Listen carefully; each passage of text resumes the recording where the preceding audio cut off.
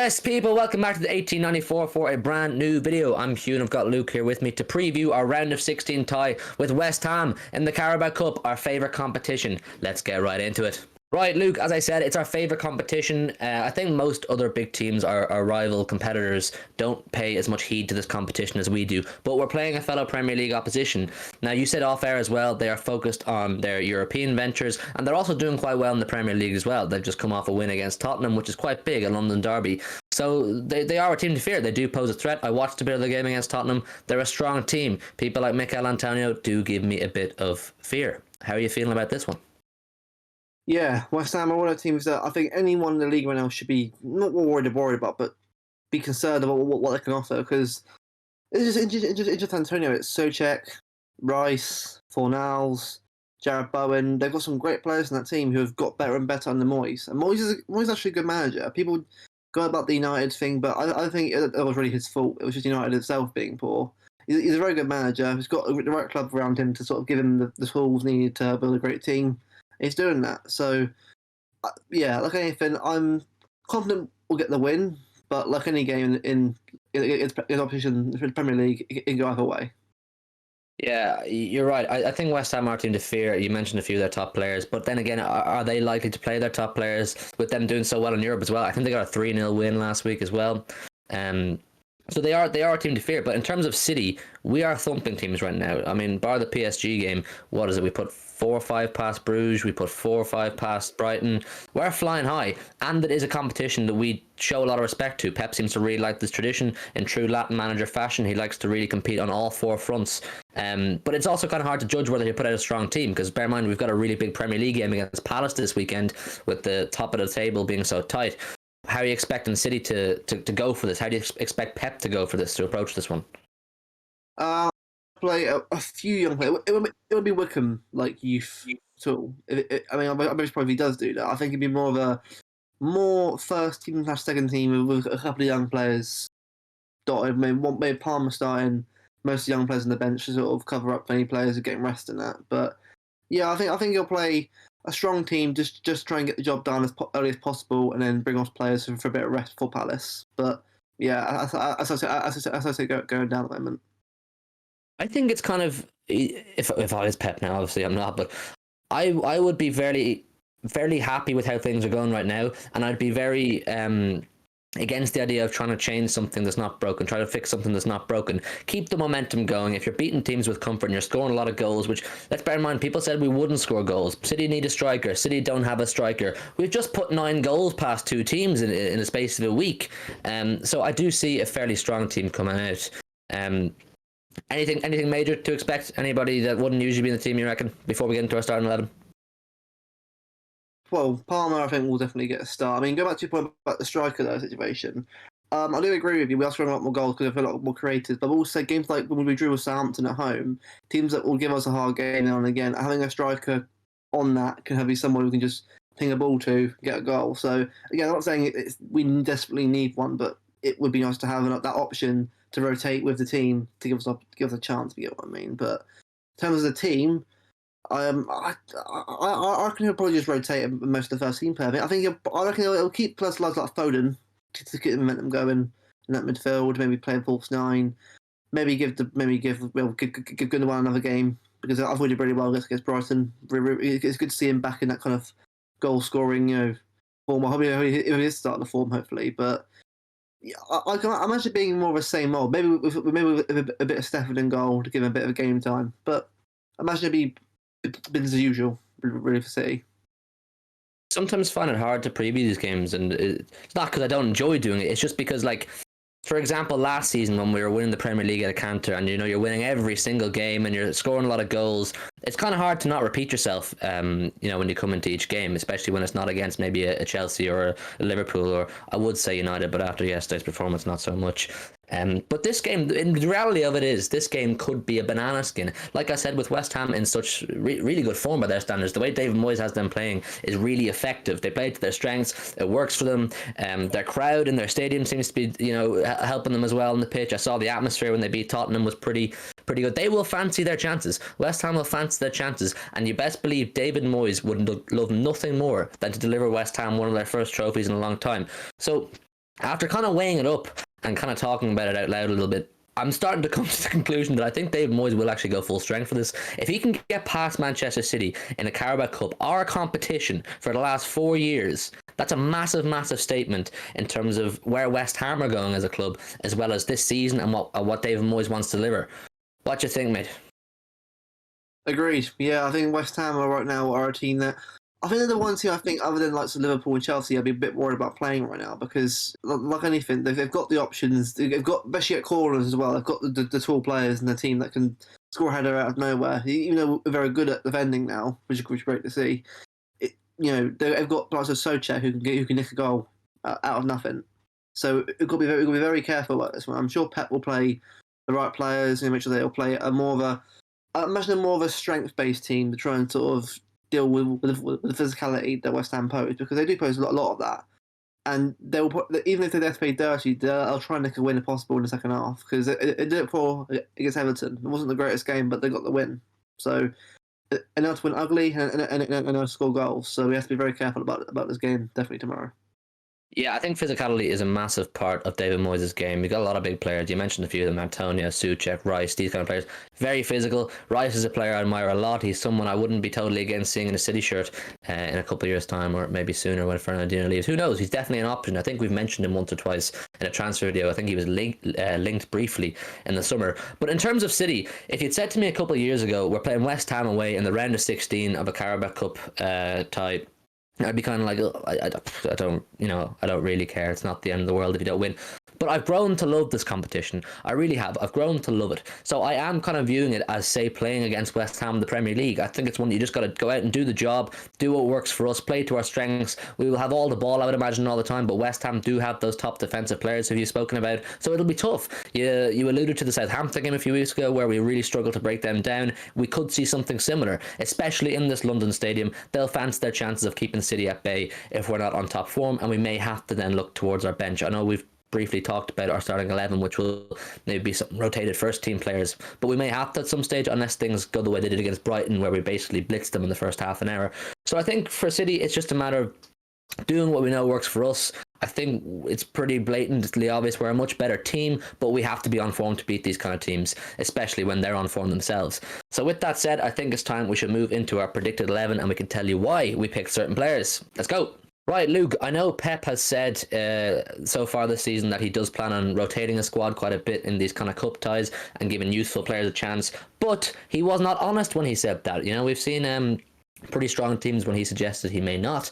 And you'll see when we put our predicted 11 up on screen right now that it is a fairly strong team. Now, obviously, it's not our strongest starting 11, but these are all top players, you know what I mean? So let's get into it. So Stefan in goals, I think he played pretty well every single cup game we had last season, and I'd say Pep plans to do something very similar this season, and he's a good goalkeeper. He does pretty good when he's on.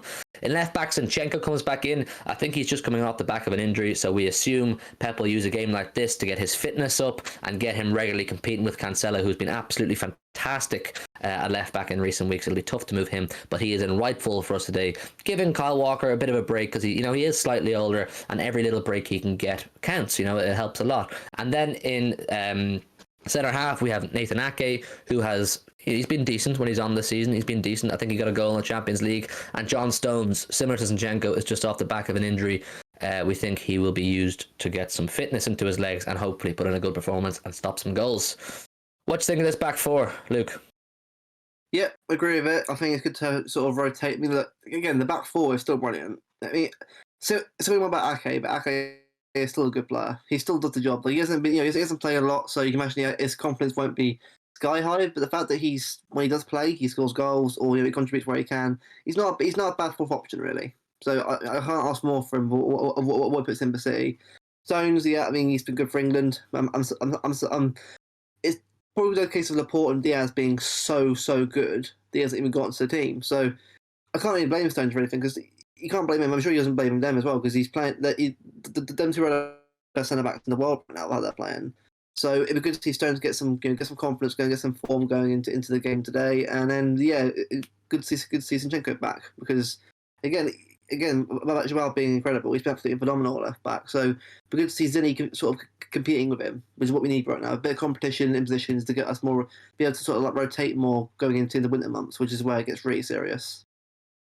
Yeah, no, absolutely. Competition is absolutely crucial when you're playing in all these competitions the way Pep likes to. But in terms of Ake, just a quick point I want to make on him is I can't help but feel he would be a really terrific player if he was consistently getting runs in the team and he was, he got 4 or 5 weeks at a time where he could play a lot of football. But like you said, with Laporte and Diaz being so good right now, I think there's very few centre halves in the world are gonna, shift them from their starting 11 positions. They really are absolutely phenomenal. I think we have the least goals conceded so far this season. I saw some sort of a stat like that.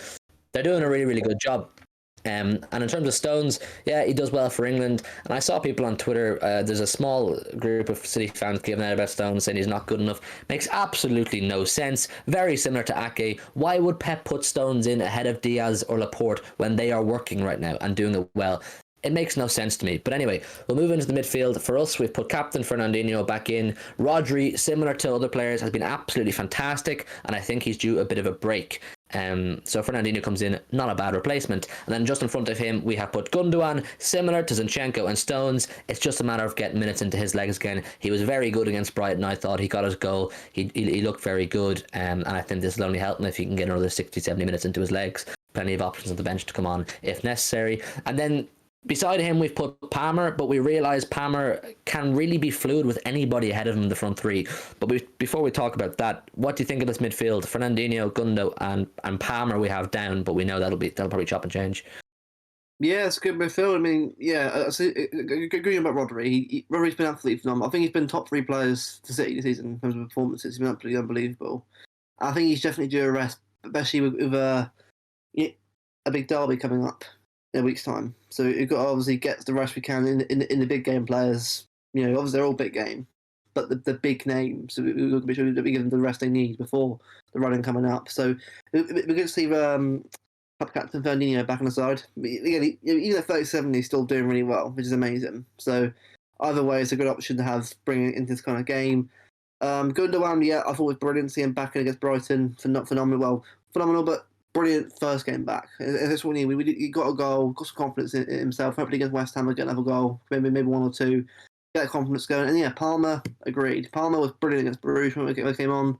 I'm really excited to see where it goes. It's like watching Foden all over again 11 years ago coming through the first team. It's nice to see another young lad. Like, he's younger than me, which is, yeah, we get to that point now where we get young players coming through now, younger than you. But I'm happy for him. He's doing really well, and it's good to see him hopefully get another goal so in Wednesday's game. Yeah, just on Rodri, you mentioned he's been probably one of our top 3 players this season, and you're absolutely right. And I think he's really starting to settle in. I think he showed glimpses since he signed over the past 2 years of how good he can be, and then he'd drop off, and we'd all go, oh, maybe he's not the one, and Fernandinho would have to come in and cover his ass a little bit. But he actually has been consistent now. He's been relatively consistent, and he's doing a very, very good job. And long may it last. You're right, with United coming up now very shortly, that's another game for him to make a statement. And then, of course, Palmer, yeah, it is a bit like watching Foden again. I mean, how many players come on and score a goal in a Premier League, or how many players come on and make an appearance in the Premier League and then go and play for the under-23 side that evening and then score in the Champions League just a few days later? Mate, he's absolutely magnificent. Moving on to the front 3, we've put Sterling on the left, Foden up front, and Mahrez on the right. Now, the point I want to make about all 3 of them, and Palmer included, is these players can play anywhere. We reckon Palmer and Foden may interchange between midfield and false 9. You could see Sterling in a false 9 at some point and Foden out on the left. It's kind of the beauty of the amount of quality players we have in these attacking positions, that they can chop and change and be extremely fluid. What do you think of this front 3? I think Sterling, we've kind of put him in purposely because we know Pep wants to get some minutes into him, give him a chance. We've spoken a lot about this sort of heart-to-heart he had with Pep, where he said he's going to give it his all, and I think Pep will give him the opportunities. And a game like this, a Carabao Cup game where the pressure's not massive, but it is there, is a huge opportunity for Sterling to show what he can do again. Exactly, yeah. This is the kind of game where I think if he gets a goal, finally, this might give him the confidence to go and score more in the next few games. Like, I will feel for him because, like, look, unfortunately, with our fan base, not all of us, the majority of us are really good. So unfortunately, I have a section of us which literally talk crap about any kind of player for some reason. And it's really weird. But I don't really focus on them anyway because they don't know anything. But Sterling, look, it's been a great couple of years for him. It's like any player, though. Every player goes through their bad form, their bad phase in their career. And he's going through one right now. It doesn't mean he can't be where he was 2 years ago, 3 years ago. He's still a brilliant footballer. I still want him in this squad. I feel like if he gets that goal that he needs, like, it will start the form up again. I think this is the kind of game where you can give him a bit of freedom, let him run out of the fence, just give him a chance. Hopefully, he gets maybe a little of a tap in here or there, and just get him that kind of goal that we need. And yeah, I mean, if I remember right, I think it's is it Foden we've got sent forward? Yeah, we got Foden. Yeah, Foden, Mahrez. Yeah, so yeah, the front three itself is whoever you play there. Really, they all play really well anyway. This season, they've all contributed, each a little towards goals and assists this year. So it doesn't matter who you play there; they'll play really well. That's the beauty of our team. You can put anyone there, and everyone performs the best they can. So yeah, I agree with it. It's brilliant, and hopefully we can see more Foden and Palmer. Hopefully we can see an actual link up, which would be really good. I know we when we were kind of picking the starting 11, we were putting in the back of our heads that Pep said he does plan on playing youth players in these cup competitions. But then we also said in the first segment that we think he may not do it so much for this game because it is going to be a tough game. But if any youth player is due the opportunity to start a game like this, it absolutely is Cole Palmer right now. So we think he will get the chance. Hopefully he will get the chance. I'll be a bit disappointed if he doesn't because I think he's warranted it a lot. And in terms of Phil Foden, he's absolutely smashing it right now. He really is, in my opinion, top 5 players in the world right now, just based on current form. The guy is absolutely immense. And I hope they can tie this contract situation down as soon as possible because he is crucial to the future of this club the next 10, 11 years, God knows how long. And then Mahrez, I think, has been pretty consistent for quite a while now. He always adds something that may not already be on the pitch with those tricky feet, and that left foot's always capable of scoring a goal. But I think it's a pretty decent starting 11 overall. You'll have plenty of talent on the bench as well. You may see some youth players like Wilson Esbern possibly could be on the bench. Dozy could be on the bench, and maybe if Liam Delap had a bit of fitness, he's just off the back of an injury as well, he could possibly be on the bench, but he probably won't be for this game in particular. Maybe if we get to the next round, something like that. But it's a pretty good starting 11 overall, and it's an 11 I would think has enough ability and enough quality to see past this West Ham team. But listen, you never know. I suppose we should give our score predictions now. My absolute favourite time of any preview show, Luke, because you get to show your ball knowledge. Tell us what you think. I'm going to let you go first. Okay, right. I think there will be a West Ham goal. I think because West Ham are playing well.